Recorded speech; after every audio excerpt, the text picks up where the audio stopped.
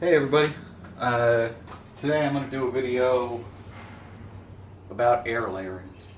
For anybody that doesn't know what air layering is a propagation technique used to not only propagate a tree at a much larger size than you could do with, say, from a cutting, but also for more advanced practitioners, it can be used to correct flaws in a tree, or just to take the best part of a tree that may otherwise be useless in the realm of bonsai. So, to start with, for people who might be unfamiliar, I just want to kind of explain, the actual structure of a tree and how it functions that allows an air layer to work. So basically, the cross section of a tree, I'll start with the cambium. So the cambium layer is the layer of meristematic tissue that gives rise to, it divides to either side, to either phloem in the middle, which is the water conductive tissue from the roots to the foliage, and on the other side it's creating the xylem that is conducting sugars and starches back down the tree from the foliage to the roots. So when you're making an air layer, what you're doing is removing the bark that's out here, the xylem, and the cambium layer. And the reason for that is, if this is a tree or a branch on a tree, the trunk of a tree, it really doesn't matter. And I want to make an air layer from this. I want to remove this portion from this portion down here, the roots. So I'm going to cut into here. I'm going to remove. Let me take a step back, actually. So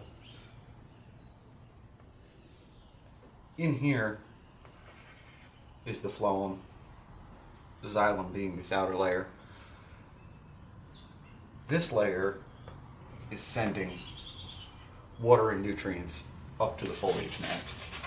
When the foliage mass gets those water and nutrients, photosynthesis occurs, creates sugars and starches. It uses some of that for its own purposes, but the rest of it is sent back down the xylem to the roots. Roots need energy to grow. They don't create their own. They get it from the foliage. You make an air layer and you remove the xylem and the cambium. There's no more connection here. So all these resources flow back down and they hit a dead end.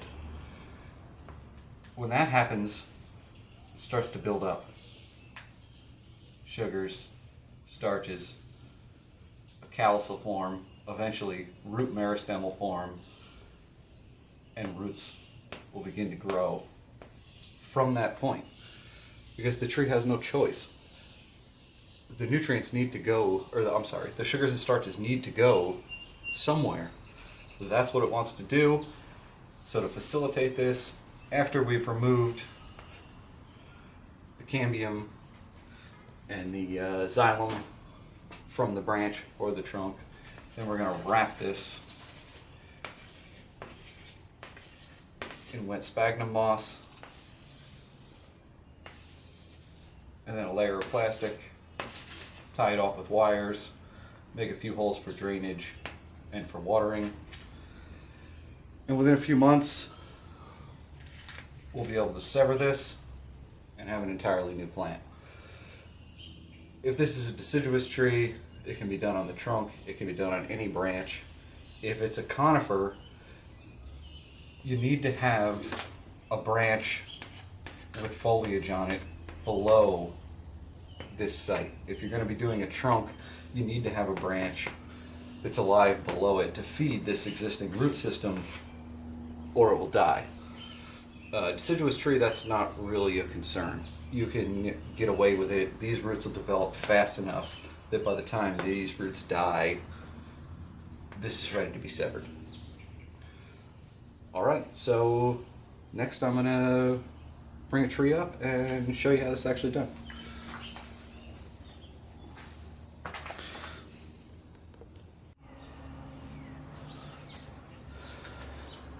Alright, so first I want to just show you what I mean by that you can propagate at a much larger size than you could from cuttings and certainly from seeds. This is an air layering from last year. This is an Acer palmatum variety Sangokaku, and there's really no other way that you can propagate a tree of this size. I mean, you know, this is nothing spectacular to look at, but you know, a cutting you're talking about making from a piece like this, or maybe from the most vigorous part of the tree, you could get a spindly, thin branch that long. But there's really no way to get a quality piece of material propagated off of an existing tree better than air layering. Okay.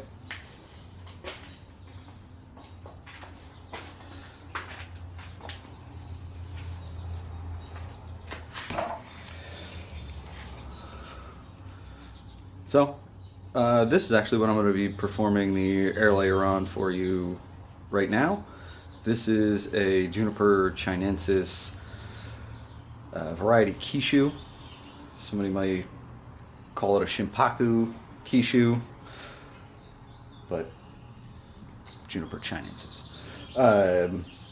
Anyway, this will be someday a nice little shohin sized tree, but this shoot is far too long and I would like another juniper. So I'm going to turn this shoot into a small tree.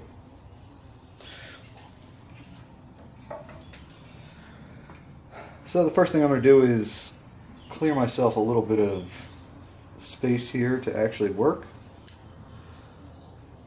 So I'm going to remove all these small branches along here.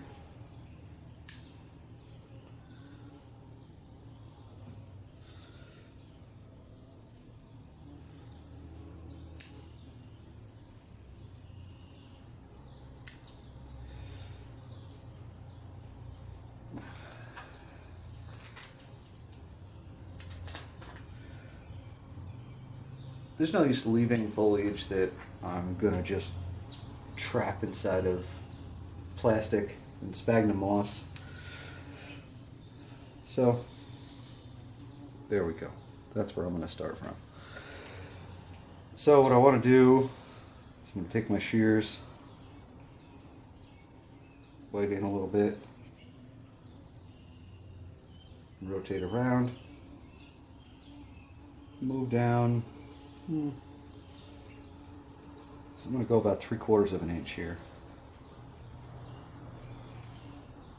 Do the same thing. Take a nice sharp, clean knife. I'm going to make a cut connecting the two original cuts that I made. Then I should be able to peel this bark away fairly easily.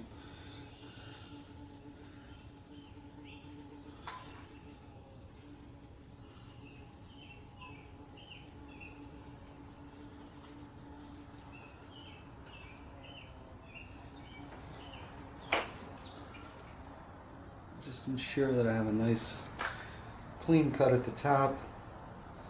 Cut at the bottom doesn't really matter.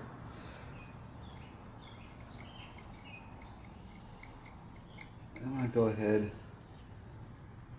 scrape this to make sure that I'm not leaving the cambium layer, which will just begin to divide and create new xylem, and just reconnect and not produce any roots.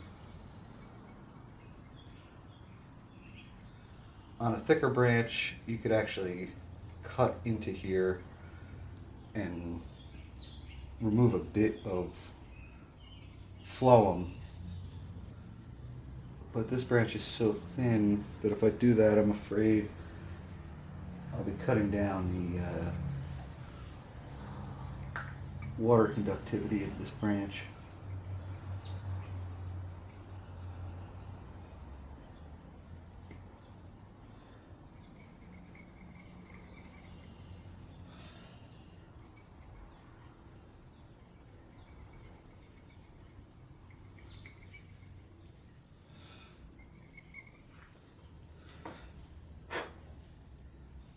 Back and just clean this cut up just a bit.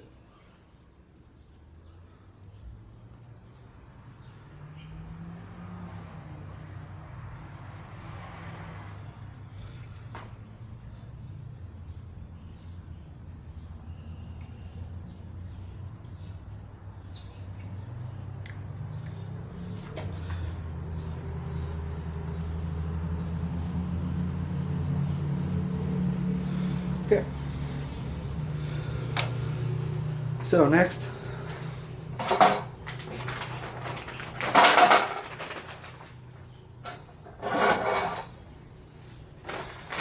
you get a piece of plastic. I'm just using an empty akadama bag. Reuse, recycle. It's good, thick, heavy plastic.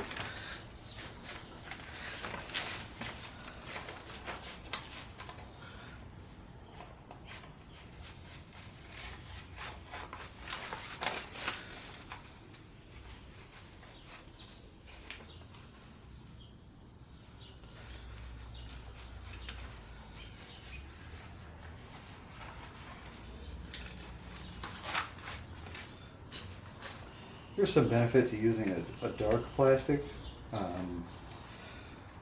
just because roots really don't like sunlight, they don't like UV, but I feel that the advantage of being able to see the root production through the plastic is worth whatever sacrifice you might get from allowing light through the plastic.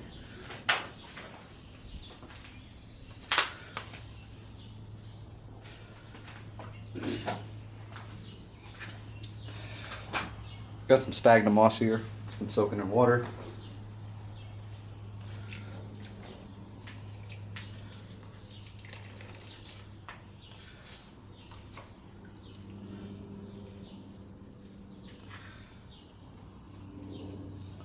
Just gonna wring that out. I want it moist, but I don't want it sopping wet.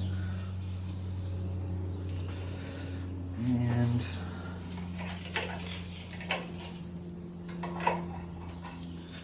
I'm just going to use some 1mm wire. It's plenty big enough.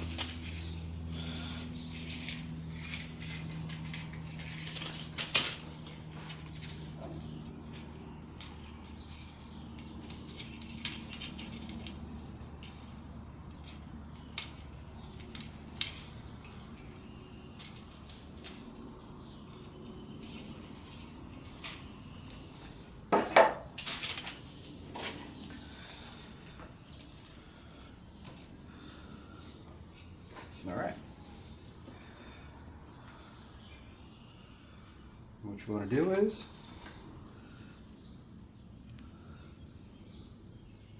just wrap that cut site with a good even layer of that sphagnum moss. And then taking the plastic,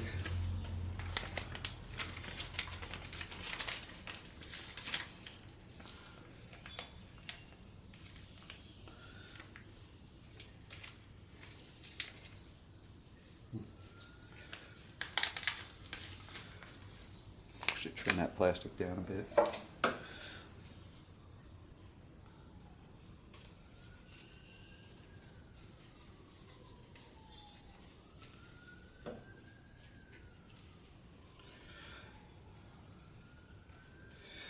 You can use akadama instead of sphagnum moss, and you can even use a rigid container instead of the plastic if you're working with a larger air layer where you need some more room. And you can even have the benefit of keeping it in that container after separation.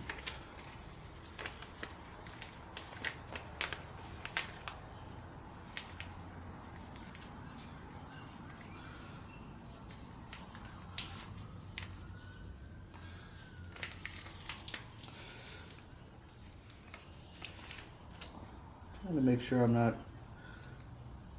unnecessarily capturing foliage in here.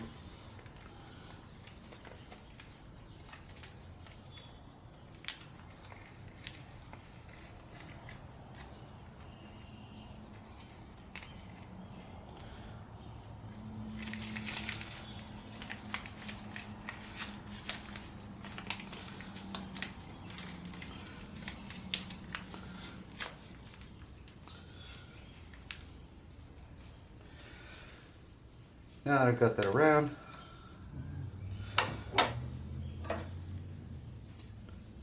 tuck this moss in just a bit.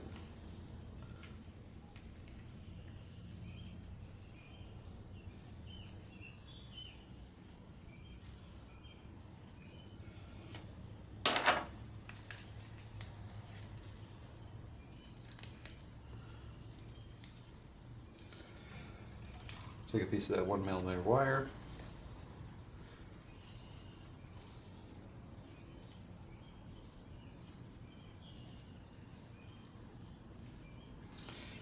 Wrap it around.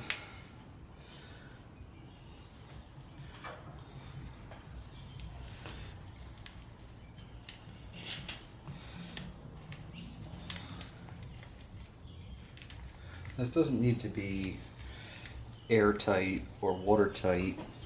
All it really needs to do is be able to keep some moisture in that moss and allow roots to grow.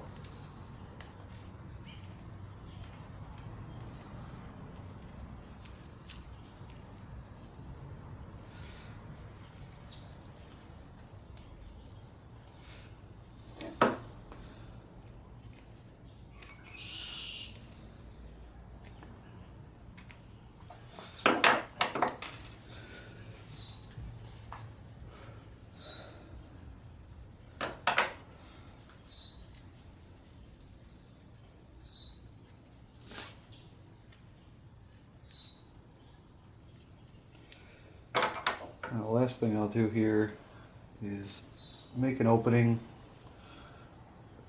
that I can use to add water. I left the bottom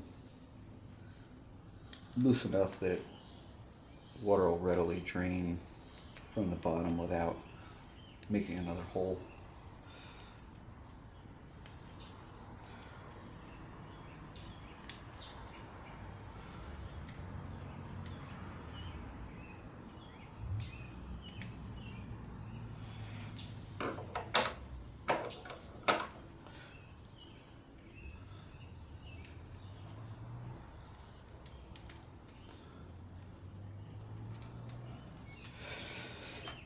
Then I'll just take and poke a few holes to allow oxygen in.